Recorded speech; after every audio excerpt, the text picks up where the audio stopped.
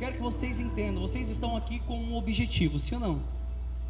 A gente pregava no ano passado, e eu não esqueço desse sermão, que a gente pregava ano passado, na virada do ano passado, de 2020 para 2021, que a grande maioria das pessoas que entram ano, sai ano, o desejo do coração delas é que elas possam ser mais sucedidas, possam ter uma vida, uma saúde melhor, possam adquirir aquilo que o seu coração deseja, que elas possam conquistar o que é do seu interesse.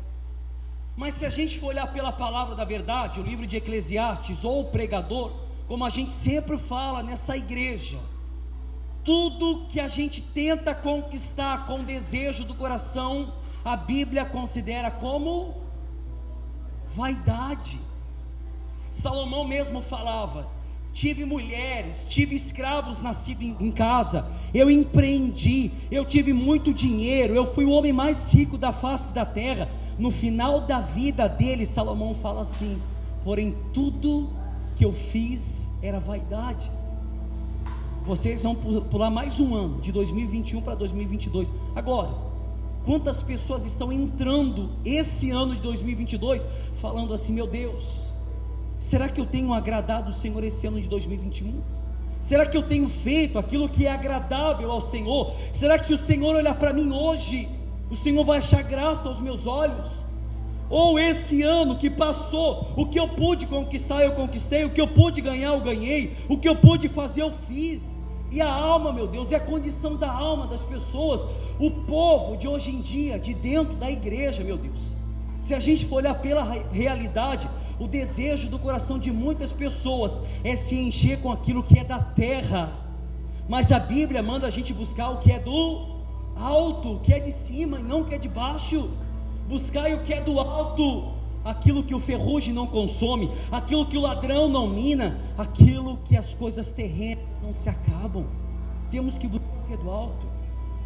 O que é do alto? A nossa salvação, que é primordial na nossa vida. E como que eu busco a nossa salvação? Como que eu busco a minha salvação, pastor?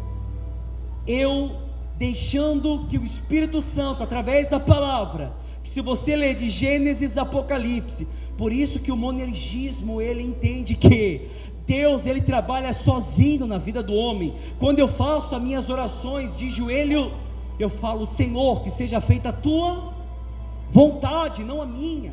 E quando você pede a vontade de Deus, muitas das vezes a vontade de Deus vai te machucar, vai te ferir, vai doer na sua alma, você vai pensar em desistir. Muitas das vezes você fala para Deus: Senhor, que seja feita a tua vontade. E quando Ele faz a vontade dEle, meu amigo, é o que a gente não quer. É o que a gente não quer, mata a nossa carne. A vontade dEle dói, te coloca no deserto para provar o que estava dentro do seu coração. Será que Deus é comigo? Mas é ali que Ele está te provando. Nós vamos ver pela palavra. Deus te promete algo, Ele te promete a salvação, mas tem um preço muito caro a pagar pela salvação. Não é fácil. A Bíblia diz que aquele que está de pé cuide para que não caia. Por que Ele está falando que aquele que está de pé cuide para que não caia? Porque não é fácil. A caminhada do cristão não é fácil, é todo dia pecado em cima de pecado, guerra em cima de guerra. O diabo tenta colocar dentro do nosso coração um desejo para que a gente caia em pecado, e a gente inflama o coração de Deus. A Bíblia mesmo diz que o Espírito Santo que habita dentro da gente penetra até as profundezas do coração de Deus, para levar as nossas orações com gemidos inexprimíveis. Jesus falou assim: eu vou junto do Pai, mas eu não vou deixar vocês órfãos não. Eu vou deixar o Espírito Santo, aquele que vai convencer da justiça, do juízo e do pecado, principalmente do pecado. Pecado é aquilo que fere o coração de Deus, o pecado, aquilo que entristece o Espírito Santo. Porque se a Bíblia diz que Ele leva nossas orações com gemidos inexprimíveis, é porque Ele sente também. Ele sente. Não sabeis vós que o Espírito que habita dentro de vocês sente ciúmes? É isso que a Bíblia diz, sim ou não? Mas por que Ele sente ciúmes? Se pela propiciação da cruz, se pela consumação da cruz, Cristo pagou um preço muito alto. E como diz Salmo, que a redenção da alma é caríssima, não há preço que pague.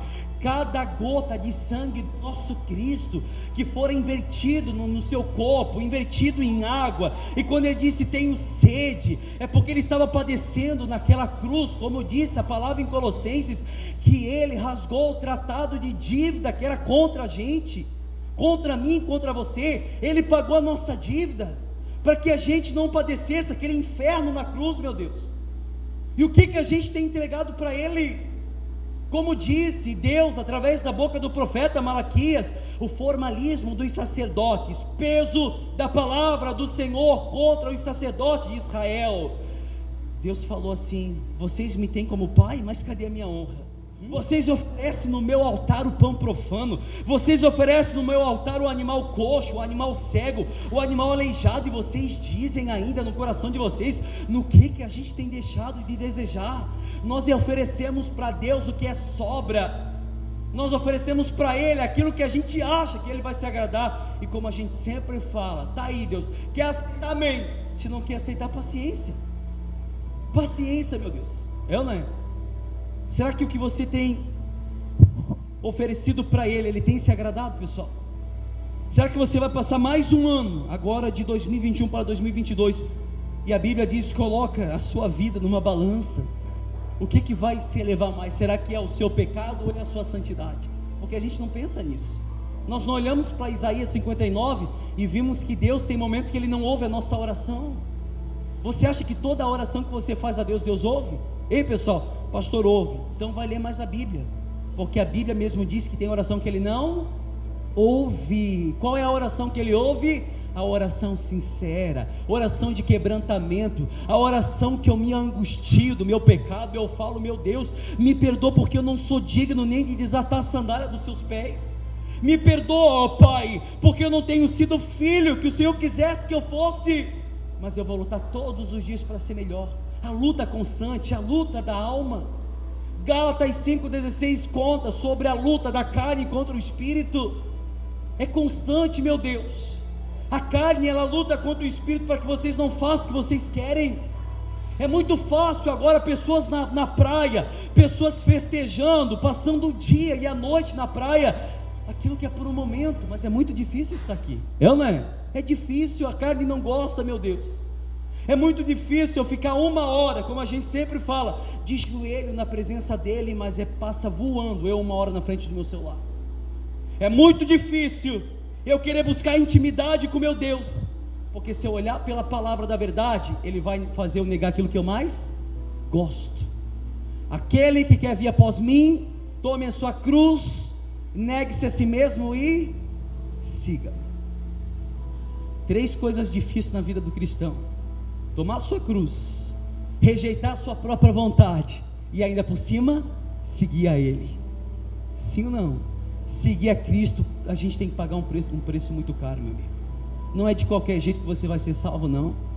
Para você que está a primeira vez aqui, ou não participou do culto passado, nós pregamos que a própria palavra diz, que a Bíblia diz bem assim, dessa maneira, que para o justo, já é difícil que se salve, aonde padecerá a alma do pecador? Aonde vai padecer a alma do pecador? No Sheol, no Hades, no Guiena, no Tártaro, no inferno, aonde o verme come e não morre, aonde é uma vez só, como está escrito na palavra de Deus, que o homem está direito, morreu uma única vez, depois disso vem o juízo.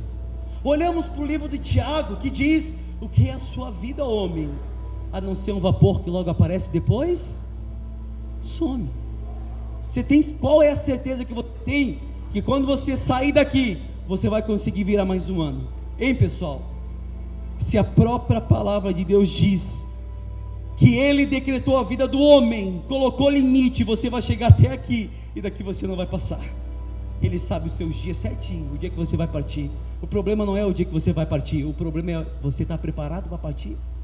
Hein, pessoal? Você tem certeza que se Cristo voltasse hoje, a sua alma estaria santificada pelo Espírito Santo? Você seria justificado pela morte da cruz?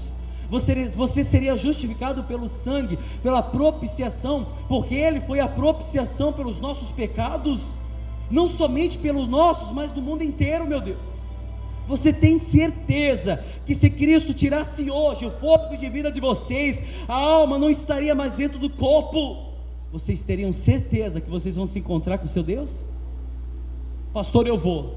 De fato, a Bíblia diz: prepara-te, ó Israel, para se encontrar com teu Deus.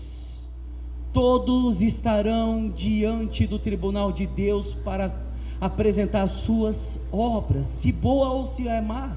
A Bíblia diz que vão se abrir livros, o livro da vida, e também vai se abrir um outro livro, a Bíblia diz, que é o livro das obras. Ali vai estar escrito tudo que a gente fez escondido. Ali vai estar escrito, Deus vai falar assim: agora você vai ser julgado, tal fulano. Está aqui escrito que você fez isso. Não, Senhor, eu não. Sim, os olhos do Senhor estão sobre o justo e sobre o ímpio, para dar a cada um segundo o fruto das suas ações. Os olhos dele estão sobre vocês. Os olhos de Deus estão sobre o pior homem da face da terra, meu Deus. Não há quem escape da mão dele, como está escrito na palavra dele. Horrenda coisa é cair na mão do Deus todo poderoso. Horrenda coisa é, horrível coisa é. A nossa caminhada de cristão, nós temos que se policiar, porque o homem do pecado, o homem que comete pecado deliberadamente, ele não analisa que um tropeço pode custar muito a alma dele. Não, ele já está acostumado. Ele já está acostumado a pecar, ele já está acostumado a errar, ele já está acostumado a prevaricar contra Deus, e isso não causa constrangimento nele. Mas mal sabe ele que a Bíblia mesmo declara que a única coisa que condena o homem ao Hades é o pecado. Pastor, mas todo mundo peca? De fato, meu amigo, todo mundo peca, mas a Bíblia te dá vários pecados que são conscientes. Pecado que você comete consciente. Agora não vem me dizer, me perdoa a minha sinceridade, que você cometeu um pecado sabendo que era pecado, e você eu não resisti, pastor. A carne é fraca, pastor. Pastor, eu tentei. Não, meu amigo, você deu ênfase à sua carne e você acabou caindo, porque a carne estava mais alimentada. Se o espírito tivesse sido alimentado, a carne passaria fome. Amém? Se o espírito tivesse acrescentado pela palavra da verdade, a carne padeceria fome, porque só vence aquele que é mais alimentado. Se o espírito está passando fome, é porque você está alimentando mais a sua carne. O que você tem alimentado esse ano? Você está encerrando mais um ano, meu Deus, mais um. O problema não é passar mais um ano, o problema é na mão de quem que você está passando mais um ano. Amém? Estão entendendo, gente? Vocês estão tão apreensivos, né? Números 13 diz assim, Números 14, perdão, 14. Eu vou explicar o número 13, você não precisa ler, que é só um complemento do número 14, porque eu quero ler o número 14. O número 13, Números capítulo 13, ele relata que Deus, ele pede para Moisés levantar 12 homens na tribo, um de cada tribo, um cabeça de cada tribo, para que subam a terra prometida, para que eles observem a terra prometida. E Deus fala assim: Moisés, constitui um cada tribo, homens cabeça, homens fortes, homens inteligentes, para que eles possam subir a terra prometida, que eu vou dar aos filhos de Israel. Então Moisés, ele pega, observa um homem de cada tribo, pega os 12 e fala assim: vem cá, vocês, pessoal, vocês vão subir a terra prometida, e vocês vão observar lá, se tem o fruto que é adequado para a gente, se a terra é boa, se a terra é má, se lá tem ribeiros de água, se a terra é produtiva, se tem lugar para os nossos filhos. Ou seja, vocês vão observar a terra, se a terra é boa ou se a terra é má. E Moisés instruiu aqueles homens para subir a terra e buscar a informação daquela terra. E esses 12 homens, eles sobem a terra, e quando eles sobem a terra, no Números capítulo 13, eles chegam lá e eles veem que a terra é boa, a terra é produtiva, a terra dá bons frutos. A Bíblia diz que era a época das uvas, e dava uva do tamanho de pessoas, meu Deus, ao ponto de eles colocarem as uvas, um homem aqui e outro lá, com um pedaço de pau, carregando aqueles cachos de uva grandão, aqueles cachos de uva gigante, de tão boa que era a terra, uvas e figos.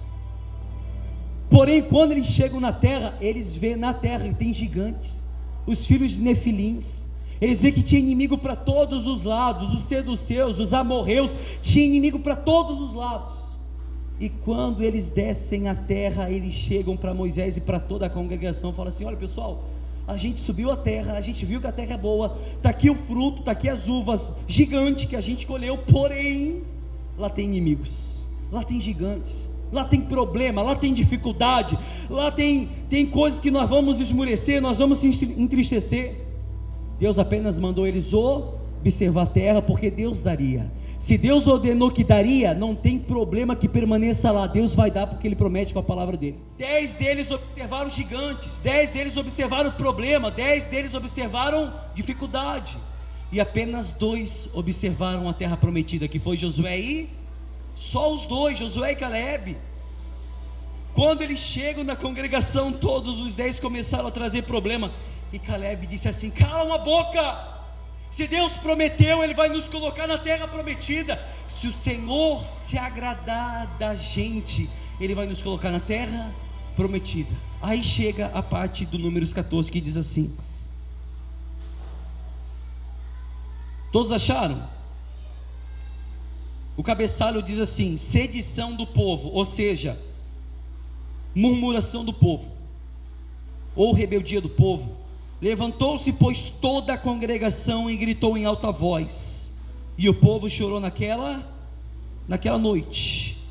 Todos os filhos de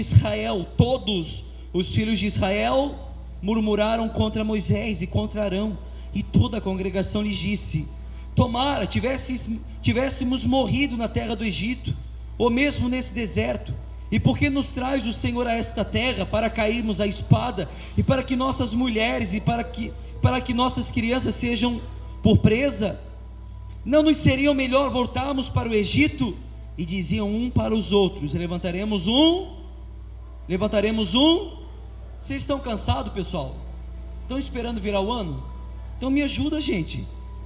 Levantaremos um capitão e voltaremos para o Egito.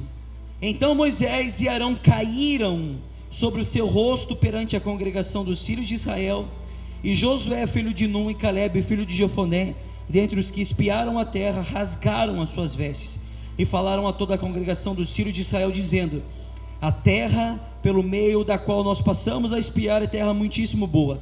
Se o Senhor se agradar de nós, então nos fará entrar nessa terra e nos dará terra que emana leite e mel. Tão somente não sejais o quê? Rebeldes contra o Senhor, e não temais, ó povo dessa terra, porquanto como pão os podemos devorar. Retirou-se deles o seu amparo. O Senhor é conosco, não temais. Apesar disso, toda a congregação disse que os apedrejassem. Porém a glória do Senhor apareceu na tenda da congregação, e a todos os filhos de Israel disse ao Senhor a Moisés: olha só, parte principal dessa parte: até quando me provocará esse povo? Olha o que Deus está falando. É até quando me provocará esse povo, e até quando não quererá em mim, a despeito de todos os sinais que eu fiz no meio deles? Com pestilência o ferirei, e o deserdarei, e farei de ti povo maior e mais forte do que esse. Primeira parte do texto: o povo subiu, os 12 subiu, 10 vê problema, 2 vê a terra prometida. Não, nós vamos subir, nós vamos conquistar. Quando eles vêm, falam com toda a congregação, toda a congregação começa a chorar pasmado. Moisés, por que você nos trouxe, Moisés, até o meio do deserto, para que nós morremos nesse lugar, para que as nossas mulheres, os nossos filhos sejam como presa? Eles estavam observando o problema, eles estavam observando a dificuldade, eles estavam observando os gigantes. Moisés tira o povo da escravidão, meu Deus, para mandar para uma terra prometida, e no meio do caminho eles sentiam desejo, vontade de voltar para o Egito, para a escravidão. As pessoas da igreja são assim. O caminho de Cristo está muito árduo. Eu não quero esse caminho para mim. Eu quero voltar para o mundo. Eu quero voltar a fazer o que eu fazia antes. Eu quero voltar a beber, me prostituir, voltar a cair no meu... A pessoa sente desejo pelo mundo. E no momento em que o povo tem desejo de voltar para o mundo, o povo fala assim: levantemos um capitão para que nós possamos voltar a terra. O caminho da terra prometida é difícil, é árduo. Esse povo estava prestes a entrar na terra prometida, meu amigo, prestes a entrar na terra prometida. Se era para durar uma viagem de 40 semanas, durou quanto tempo? 40 anos. Por que durou 40 anos? Pela rebeldia, pela desobediência. Por que demorou 40 anos? Porque Deus, Ele permitiu que o povo passasse por tudo aquilo, mas ao mesmo tempo o povo não creu. Hoje você, como eu sempre falo, dentro da igreja, acha que uma oração vai salvar você, acha que um jejum vai salvar você, acha que porque você permanece na igreja vai salvar você. Não, meu amigo, não é, o difícil não é você estar dentro da igreja, isso todo mundo vem. O difícil é permanecer no caminho de Cristo. O difícil não é estar aqui. Como eu sempre falo para o cristão, o difícil não é ele sair de casa no domingo, tomar o seu banho, tomar o seu café, dar a mão para o seu filho, para a sua filha, para a sua esposa, sentar na cadeira da igreja, ouvir o pastor falar durante 1h30 ou 1 hora, e tudo está bem. Não, o difícil é o cristão entrar aqui, ouvir a palavra e lá fora ter que viver aquilo que o pastor pregou. Isso que é o difícil. Deus falou para Jeremias, esse povo, meu Deus, ele me adora apenas com os lábios, mas o coração está distante de mim. O povo tem adorado a Deus com os lábios. Esse povo aqui que estava passando pelo deserto, se eles estavam passando é porque eles criam em Deus, sim ou não? Porque se eles não criam, o que eles iriam fazer na terra prometida? Não, eles criam. Eles ouviram a palavra da verdade, eles viram os sinais. Deus mesmo fala: Moisés, até quando esse povo vai murmurar contra mim? Até quando eles não crerão acerca de todos os sinais que eu tenho feito no meio deles? Quantos sinais Deus fez no meio de vocês? Até quando vocês não vão crer? Até quando vocês vão rejeitar o nome dele? Se vocês estão aqui, entenda uma coisa, a Bíblia diz bem assim: a causa de nós não sermos consumidos é a misericórdia do... Você não está aqui porque você tem que cuidar da sua alimentação, não. Você não está aqui porque você...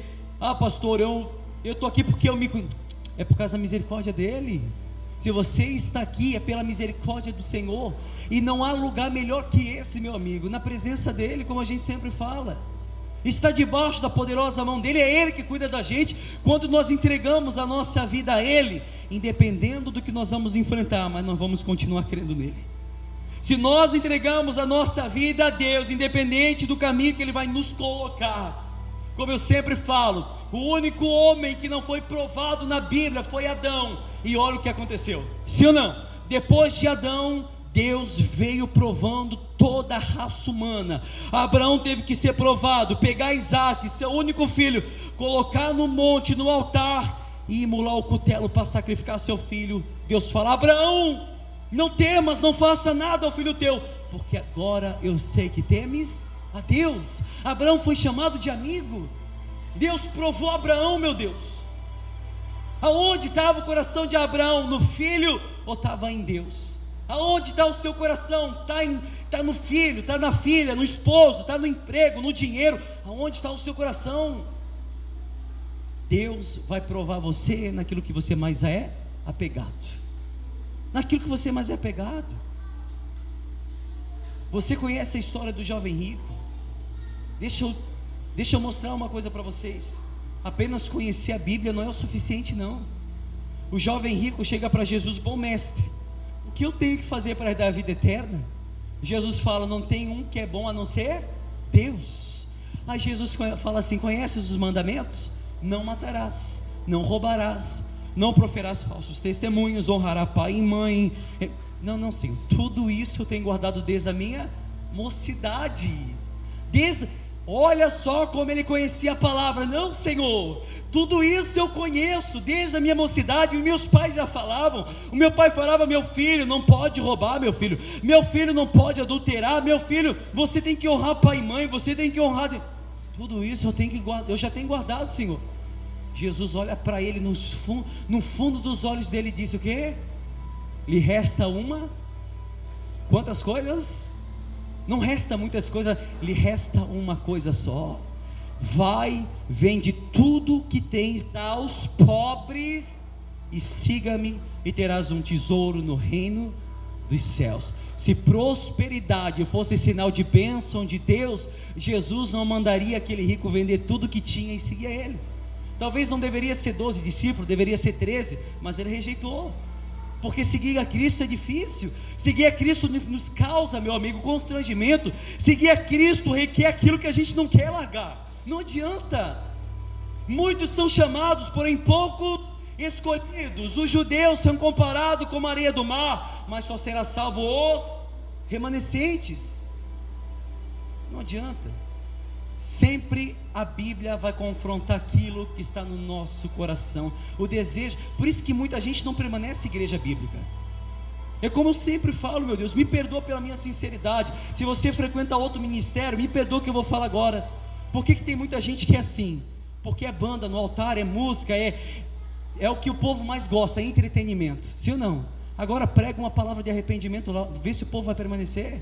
Prega lá que Deus é irado, como está escrito em Salmo 7,11, que Deus é um justo juiz, um Deus que se ira todos os dias, e se o pecador não se arrepender dos seus pecados, Deus, não está falando o diabo, está falando Deus, aplumará o arco e afiará sua espada contra o pecador. É Deus que vai fazer isso, meu amigo. Ninguém permanece, porque o povo não quer largar aquilo que eles gostam. O povo não quer largar o adultério, o povo não quer largar a mentira, o povo não quer largar a bebedice, não quer largar o vício, o povo não quer isso. Quando se trata sobre a alma, tocar naquilo que eles mais gostam, eles não querem largar, não querem. Filipenses 2,21, diz bem assim: o povo busca aquilo que é do seu proveito e não o que é de Cristo Jesus. O povo busca aquilo que é do seu proveito e não o que é de Cristo Jesus. Você jejua, sim ou não?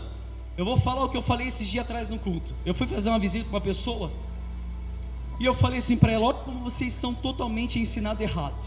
Você jejua? Sim, pastor, eu jejuo. E quando você jejua para quê? Ah, pastor, eu jejuo para Deus abrir uma porta. Às vezes eu estou doente, eu jejuo para Deus me curar. Às vezes eu preciso de alguma coisa, eu jejuo para isso. Estou jejuando para Deus. Isaías 58 diz: vocês jejuam por interesse de vocês, mas não foi esse o jejum que eu escolhi para mim, não. O jejum que Deus escolheu para ele é o jejum de quebrantamento, é aquele jejum que eu faço para matar minha carne, e eu falo para Deus: não deixa que o velho homem, meu Deus, ele toma conta da minha vida, não. Que ele seja morto na água do batismo, que ele seja morto na oração, no partir do pão, nas ações de graça, meu Deus. Não deixa que o velho homem me submeta à vontade da minha carne. Eu preciso fazer a tua vontade. Porque quando você faz a oração do Pai Nosso, você fala: Pai Nosso que estás no céu, santificado seja o teu, venha a nós o teu, seja feita a tua.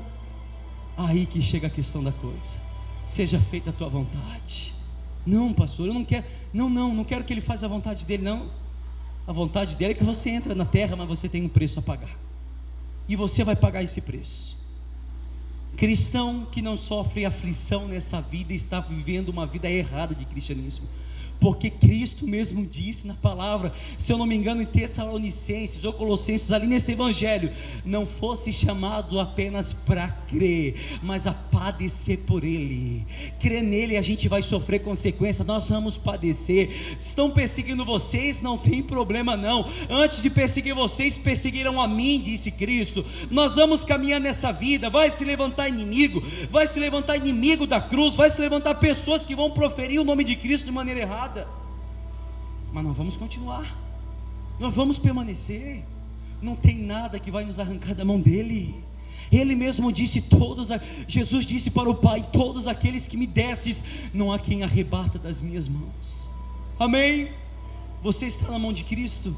Sim, pastor, então não tem nada nessa vida que pode te arrebatar da mão dele. É Ele que cuida de vocês. Amém? Versículo 13 diz assim. O 13 a gente não vai ler, o 13 eu vou explicar para vocês. Moisés, ele intercede pelo povo. Quando Deus fala que vai destruir aquele povo, que Deus fala assim: Moisés, eu vou matar todo mundo, Moisés. Não vai ter quem ache os cadáveres no Egito, no deserto. Não tem quem ache os seus cadáveres. A Bíblia diz que Moisés se coloca de joelho diante de Deus e diz: Senhor, o que é feito da sua palavra aos egípcios, que o Senhor mesmo que falou, que o Senhor livraria o seu povo da mão deles e colocaria na terra prometida.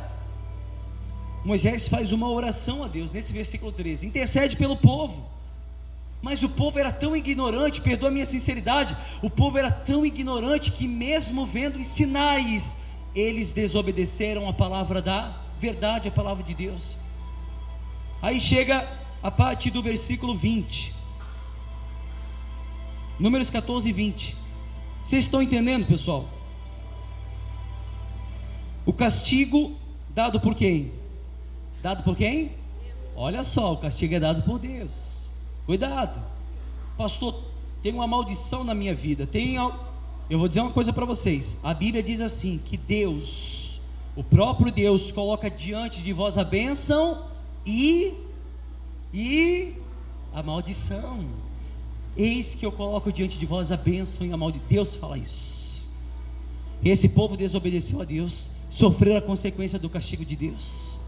Quando você cai no pecado e você sofre as consequências do pecado, não peça para o pastor orar antes, se você não resolveu a questão da sua alma, meu amigo. Se você caiu no seu pecado e não se converteu de fato de verdade, e você está sofrendo e padecendo as consequências do seu pecado, não peça para o pastor orar, não peça para o obreiro orar, antes que você resolva a questão da sua alma. A Bíblia mesmo diz: se voltares, ó Israel, sim voltarás, e não andarás mais vagueando. Se tirarem dos meus olhos as suas abominações.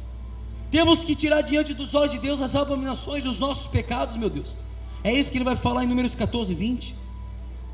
Tornou-lhe o Senhor segundo a tua palavra, eu lhe perdoei. Porém, tão certo como eu vivo, e como toda a terra se encherá da glória do Senhor, nenhum dos homens que tenho visto a minha glória e os prodígios que fiz no Egito e no deserto, todavia me puseram à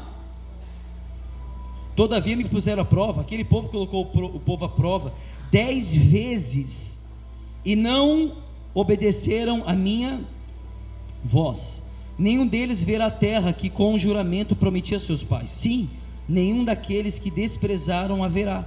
Porém, o meu servo Caleb, visto que nele houve um outro espírito, perseverou em seguir-me, e eu o farei entrar na terra que espiou, e a sua descendência o possuirá. Deus falou o quê? Dentro de Caleb tinha um outro espírito, porque ele perseverou em seguir-me. Seguir a Deus significa segui-lo, independente de qualquer coisa. Seguir a Deus significa segui-lo, seguir a Ele, independente do que o povo padeceu. Josué e Caleb estavam na mesma linhagem do povo, passando pelo mesmo deserto, subindo a mesma terra, mas os dois não retrocederam, não. A Bíblia diz que de toda a multidão, somente os dois entraram na terra prometida, só Josué e Caleb, meu Deus, ninguém mais. Para você ver o quanto que é difícil herdar a vida eterna, o quanto que é difícil entrar na terra prometida, é difícil. O povo tem prevaricado e tem provado a Deus, o povo tem colocado Deus à prova. A Bíblia mesmo fala, e por isso eles não entraram na terra. Ah, pastor, mas isso é história do Velho Testamento, isso não vale mais para a gente. É Hebreus capítulo 3, versículo 7, para a gente encerrar. Assim pois, como diz o Espírito Santo, hoje, ele está falando hoje, se ouvides a sua voz, não endureçais o vosso coração, como na provação, na provocação no dia da tentação do deserto. Ele está falando da provocação que o povo fez no deserto. Ele está lembrando o povo do que aconteceu em Números 14. Se o Espírito Santo falar com vocês hoje, não endureçais os vossos corações como no dia da provocação. Ele falou hoje, através da nossa boca, através dessa palavra, não endureça o seu coração. Ele precisa que urgentemente você se converta, com uma conversão sincera, com uma conversão angustiante, que o homem se angustie por si mesmo, meu Deus, que o seu pecado seja perdoado por ele, mas não uma oração sincera. Ele disse como aconteceu no dia da provocação, no dia da tentação no deserto, onde os vossos pais me tentaram, pondo-me à prova, e viram as minhas obras por 40 anos, por isso me indignei contra essa geração e disse: esses sempre erram no coração, eles também não conhecem os meus caminhos. Assim jurei na minha, e Deus falando, assim jurei na minha ira, não entrarão no meu descanso. Tende cuidado, irmãos, jamais aconteça haver qualquer de vós perverso coração de incredulidade que vos afaste do Deus vivo. Ele está falando que não aconteça dentro de vocês qualquer perversidade do coração, qualquer maledicência do coração que te afaste de Deus, qualquer desígnio do coração, qualquer desejo do coração que afaste você de Deus. Não deixe acontecer isso, porque a Bíblia mesmo disse que Deus falou assim: eu jurei na minha ira que aquele povo não vai entrar no meu descanso, na salvação não vão entrar. Hebreus capítulo 3 versículo 7 está mostrando para o povo nosso: hoje, se ouvires a voz do Senhor teu Deus, não endureçais o vosso coração, porque o Espírito está falando. O Apocalipse diz: aqueles que têm ouvidos, ouçam o que o Espírito diz às igrejas. Ele está falando: não deixe nada no seu coração tomar conta e prioridade, a não ser que a palavra enxerta dentro de vocês a salvação. Como eu volto a frisar, muitos preferiram suas prioridades. Está vendo agora os foguetes, os fogos nas festas, festejando na beira do mar. Mas quantos daqueles que vão voltar? Ninguém sabe. Quantos daqueles que vão conseguir voltar para casa? Quanto daquelas pessoas que estão na beira do mar nesse momento têm certeza da sua salvação? Quantos? Ah, meu amigo, se estão lá é porque não tem prioridade com Deus. Ah, pastor, eu vou lá para pular 7 ondinhas, para mudar minha vida. Meu amigo, para mudar a sua vida é só você. Posso ser sincero? É só você olhar para dentro de você e ver o que você está fazendo em oculto, pecando contra Deus. Pode pular 7 ondinhas, pode fazer sinal da cruz, pode achar um trevo de 4 folhas, pode jogar sal em casa, pode fazer o que for. Se você não mudar sua atitude de vida diante dos olhos de Deus, você vai continuar a mesma pessoa ou pior. E o problema não é morrer, mas sim morrer sem Cristo. Esse é o problema. Amém? Ele jurou na ira dele que o povo não entraria no seu descanso. Amém, pessoal? Entenderam a palavra? Sim ou não? É como eu sempre falo: pastor, não é o que eu queria ouvir. Eu queria ouvir aqui que eu vou entrar o ano na bênção, na promessa, na prosperidade. Eu queria ouvir que eu iria entrar aqui e que o meu ano, o ano que vem vai ser melhor. Vou falar como o nosso povo já sabe, como falamos semana passada. Eu tenho liberdade para pregar a palavra e chegar aos seus ouvidos, mas é impossível que eu leve dos seus ouvidos ao seu coração. Impossível. Você precisa abrir o seu coração para a palavra entrar dentro de você, para que a sua vida a partir de hoje seja outra e que você não permaneça no seu pecado. Amém, pessoal? É isso que eu tenho para deixar para você. Que essa palavra entre no seu coração e que a partir de hoje, nessa oração que a gente vai fazer, que daqui a pouco vai dar meia-noite, vai virar um ano, nós vamos entrar em 2022, que quando você estiver ou na frente desse altar, ou na sua cadeira, se você estiver de joelho, encostado na parede, seja onde você estiver, que a sua oração seja uma: meu Deus, tenha misericórdia da minha alma, porque eu não sou merecedor da sua glória. Meu Deus, tenha misericórdia de mim, desse pobre pecador, porque eu desfaleço no meu pecado. Dai-me mais uma chance, e que 2022, o privilégio e a prioridade da minha vida seja exclusivamente voltar para Ti, como Caleb fez, permaneceu em seguir a Deus. Amém? Essa é a palavra que eu vou deixar para vocês. Vamos ficar de pé, pessoal? Aplauda Jesus bem forte, que Ele merece.